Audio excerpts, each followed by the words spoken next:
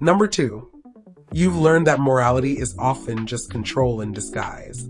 As you start to dig deeper into the world around you, you begin to see things differently. The ideas you once accepted as moral truths no longer feel so solid. You start to question the systems that have taught you what's right and wrong, good and bad, and you realize something powerful. Morality, as it's often presented, isn't about truth. It's about control. You see, so much of what society pushes as moral is really designed to keep you in line, to make you conform, to keep you submissive. It's all a subtle play of power.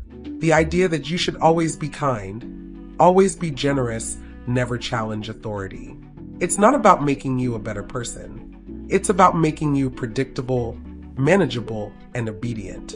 You're learning that true morality isn't something dictated by anyone else. It's personal. It's about your own values, your own principles, and your own sense of right and wrong. You're starting to understand that it's okay to break free from the traditional mold of what's good and define your own ethics. Why should you bend to a system that was designed to keep you small? Why should you fit into a box that doesn't align with who you are or what you believe? This is dangerous in the best possible way. When you stop accepting the moral frameworks that others impose on you, you become unpredictable, free. You stop being submissive to a system that's always trying to control you, and you start thinking for yourself. You're becoming a force that questions, challenges, and doesn't back down. The truth is, the systems that want to keep you small don't like people who think for themselves, who redefine morality on their own terms. But that's exactly why you're doing it. You're not playing by their rules. You're dangerous to their control, and that's the kind of power that can't be ignored.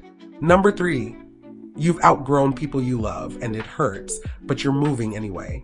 This is one of the toughest realizations to face. Sometimes the people you love, the ones you've invested in, aren't meant to make it to the end of your journey. It's not a betrayal, and it doesn't mean you don't care about them anymore, but you've grown.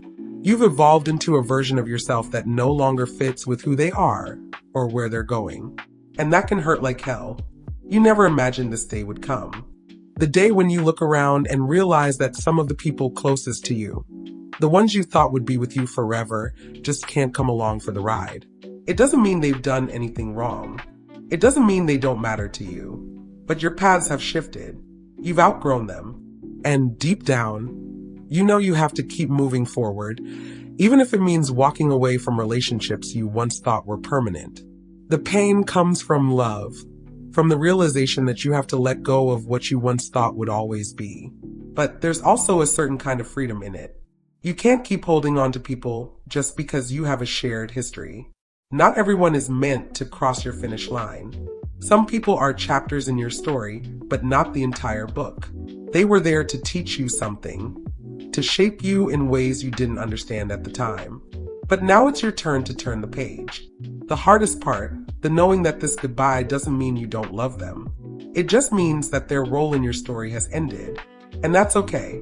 You've learned that your growth can't be sacrificed for comfort. And the future you're building requires you to keep moving forward, no matter how much it hurts. It's painful, yes, but it's also necessary. You're not leaving anyone behind. You're simply making room for the person you've become. And in doing so, you're honoring your own journey.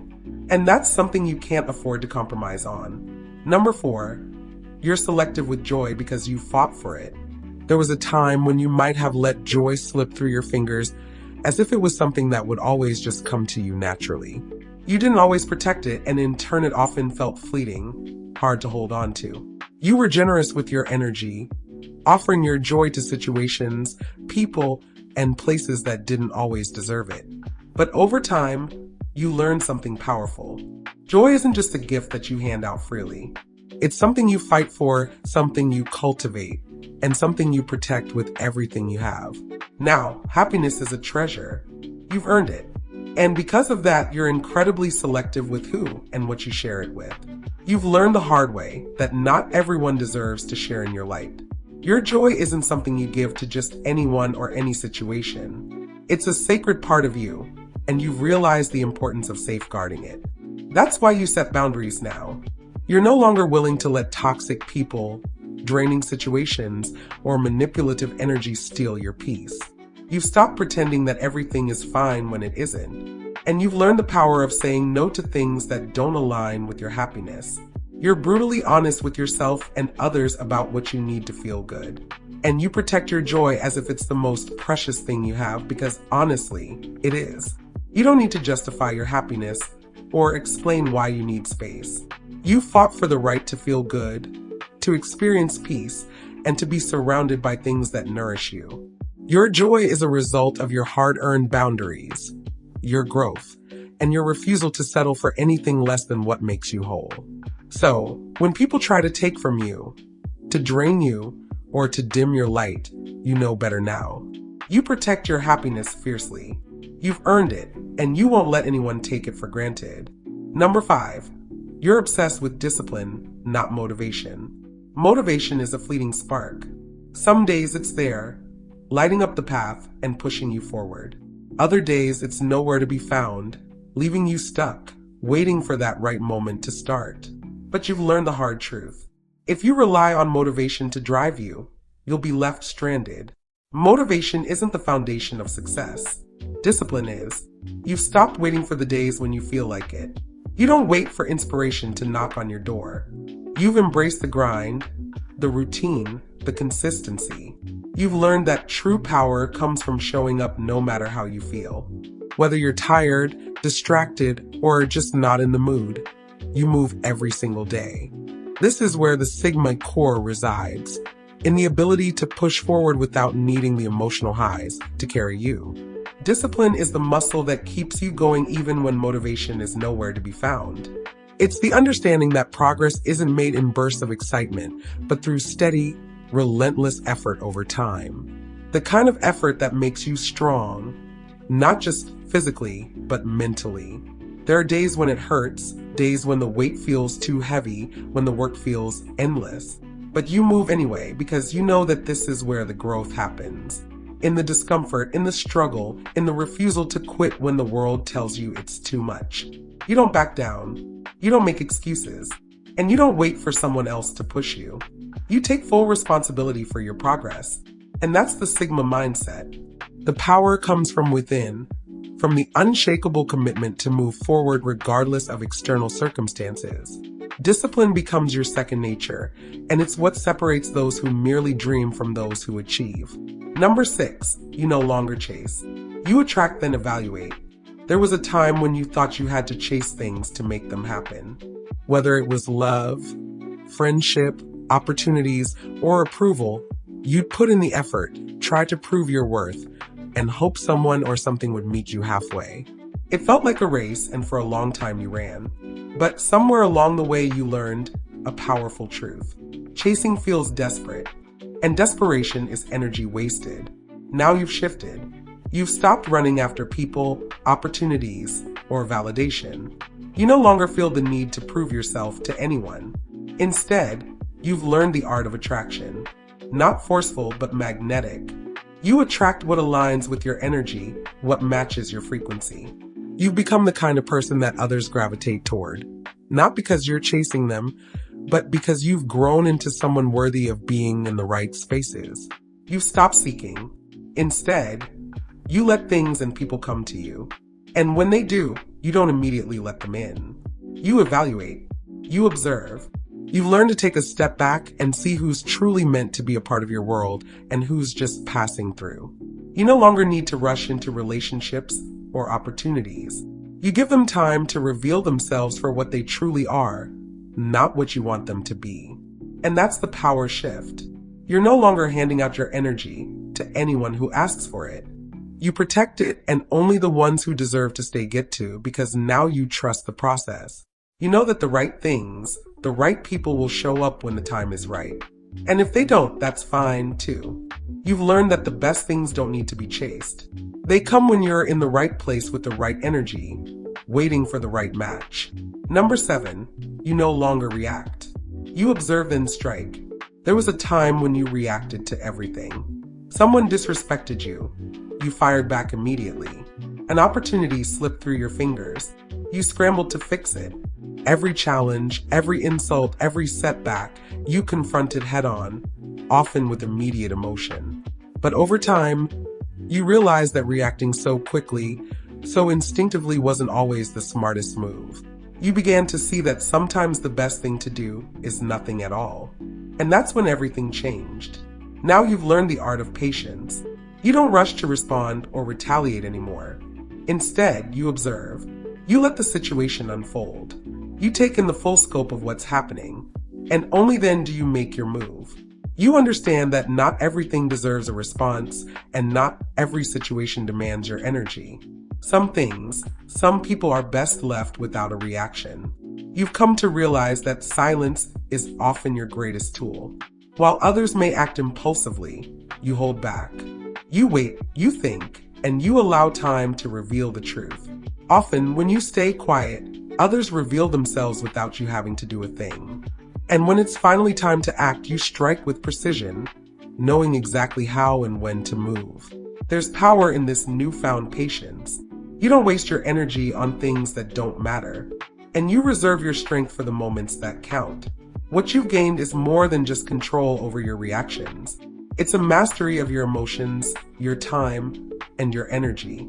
You've learned that sometimes the best way to win is not to engage in every battle.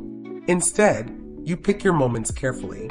And when you do act, it's with calculated force, fully aware of the impact you'll make. In a world where everyone is quick to respond, your silence is your secret weapon, and it makes you stronger than ever. Number 8. Your compassion has edges now. There was a time when your heart was an open door, always ready to take in anyone who needed help. You believed that love and compassion could heal anything, that with enough care, you could fix broken people. But that belief, though pure, eventually became a burden. You ended up giving more than you had, pouring into others who weren't ready to heal, and losing pieces of yourself in the process. Now, you've learned that compassion isn't an endless well that everyone gets to dip into. Your compassion has edges. You still care deeply, fiercely, but you realize that there are rules now, boundaries, limitations, and the most important one of all, you can't save people from themselves. You've stopped being the rehab center for other people's broken potential. You understand now that healing is a personal journey, and no matter how much you want to carry someone's pain for them, it's not your job to do the heavy lifting. It took time to learn this, to accept that sometimes the most compassionate thing you can do is let people go through their struggles without offering to fix everything. You realize that some people need to hit rock bottom to find their own strength. Some need to face the consequences of their own actions before they can grow. And while you'll still show up for those who are actively working on themselves, you no longer feel responsible for saving everyone you encounter. This doesn't make you cold. It makes you wise. You're still deeply compassionate, but now you're wise enough to know when to step back, when to say no, and when to let people face their own truths. Compassion isn't about endlessly sacrificing yourself. It's about knowing when to give and when to preserve your energy for the right people, the ones who are ready to walk the journey with you, not just take from it. Number 9. You understand that the villain was just the hero with a boundary. There's a shift that happens in your growth, a realization that's hard to ignore, but impossible to deny. You've been taught that the villain is the one who gets left behind in the story, the one who's wrong, the one who's lost their way. But what if the villain isn't actually the problem? What if the villain was just the hero who finally decided to draw a line? You've seen it now. The moment you start setting boundaries, the world pushes back. People who once took advantage of your kindness, patience, and willingness to always forgive suddenly act like you've turned into someone unrecognizable. But here's the truth. You're not the villain. You're just the hero who's finally standing up for themselves. Your villain story. It's not about corruption. It's about correction.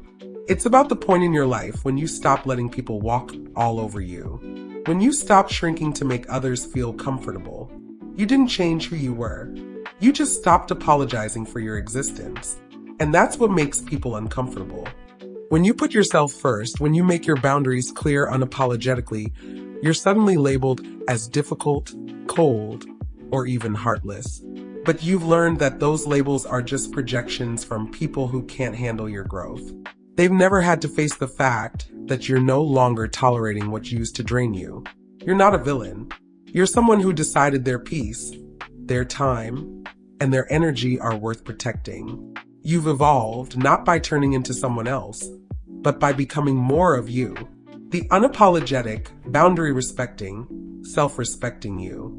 So when people react to your newfound strength, don't apologize. Don't second-guess your right to stand firm. You're not playing a villain's role. You're simply refusing to be the martyr anymore. And that's a story worth owning. Number 10. You're willing to be alone if it means being free.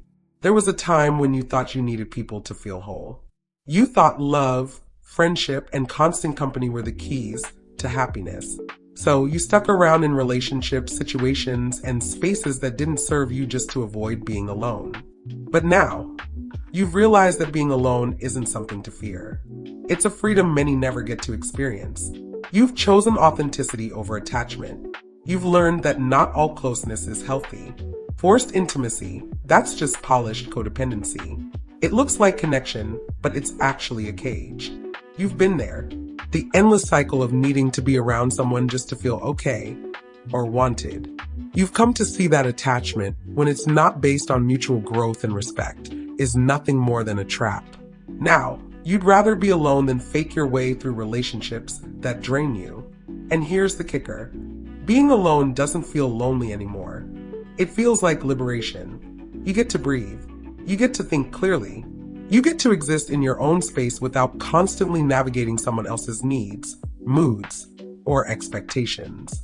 It took courage to make this choice, but it's also been your greatest act of self-respect. You no longer compromise your truth just to fit into someone else's version of what you should be. If it means standing alone for a while, so be it. Because what you found is that your freedom is worth more than any forced relationship or temporary connection.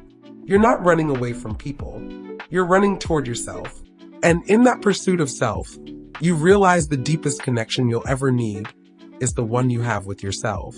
So when others say, "But why are you alone?" you smile because you've come to understand something they haven't yet. True freedom is born from solitude, not from constant attachment. And you're thriving in it. Stay true to yourself. To all the spicy ladies make life beautiful, see you in our next video. Number 11, you're not antisocial. You're anti-bullshit. Let's clear something up. You don't dislike people. You're not cold, weird, or difficult.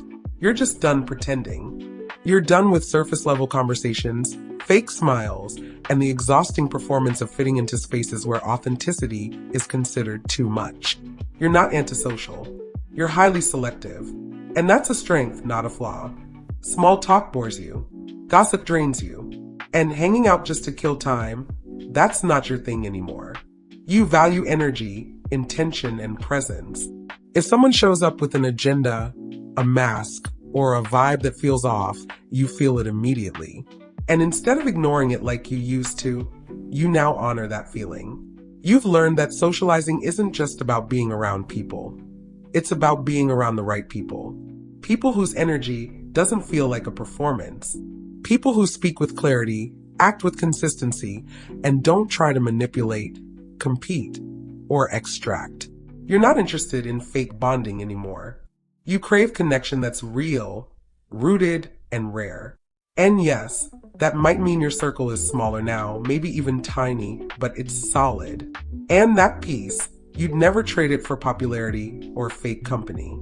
You no longer attend every invite, answer every call, or entertain every conversation. Not because you're rude, but because your time is sacred and your energy is earned. You'd rather sit in silence than in shallow company.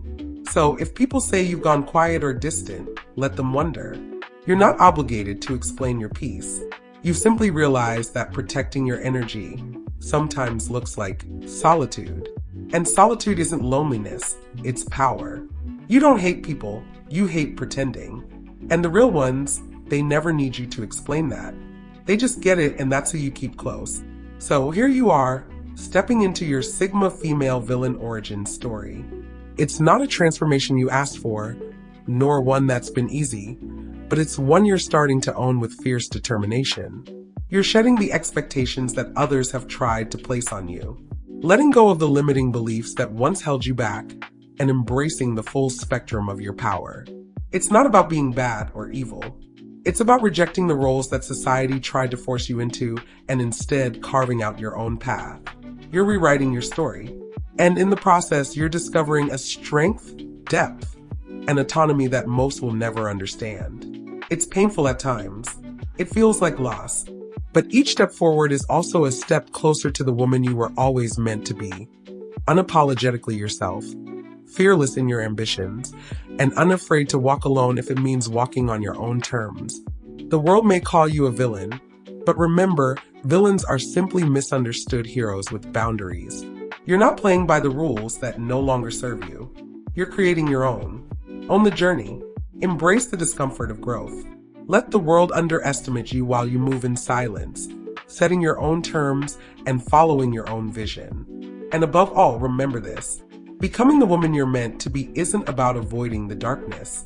It's about mastering it. So don't shrink, don't apologize, don't settle, keep pushing, keep evolving, and keep building your story. It's yours and no one else's. Thank you for watching. Stay true to yourself. To all the spicy ladies, make life beautiful. See you in our next video. And God bless you.